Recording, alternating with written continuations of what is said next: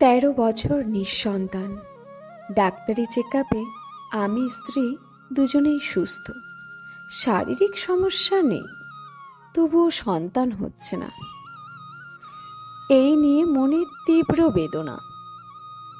রাতে স্ত্রী জেদ করে বলল, চলো না আজ রাতে রাস্তার মানুষদের পেট ভরে খাওয়াই। রিক্ত মনে 11টার দিকে রাস্তায় বের হলাম। ভিখারি প্রতিবন্ধী লোকদের খাবার দিতে গিয়ে আমার মানসিক প্রতিবন্ধী ভাইকে দেখতে পেলাম, যাকে এতদিন একটা মানসিক প্রতিবন্ধী আশ্রমে রেখে দিয়েছিলাম।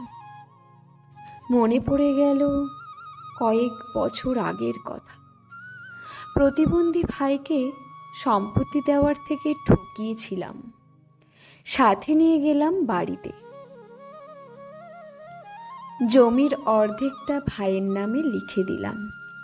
তাকে চিকিৎসার জন্য বড় হসপিটালে ভর্তি করালাম। এই ঘটনার পর বছর না ফিরতে স্ত্রীর কোল জুড়ে ফুটফুটে কন্যা সন্তান। আমাদের যেন আনন্দের বাঁধ ভেঙে গেল। এতদিন হয়তো প্রায়শ্চিত্তর অপেক্ষায় আমরা নিঃসন্তান ছিলাম। গল্প প্রায়শ্চিত্ত, লেখক জয়ন্ত কুমার জয়। গল্পটি যদি ভালো লেগে থাকে সাবস্ক্রাইব করে পাশে থাকবেন আর একটা লাইক করে দেবেন।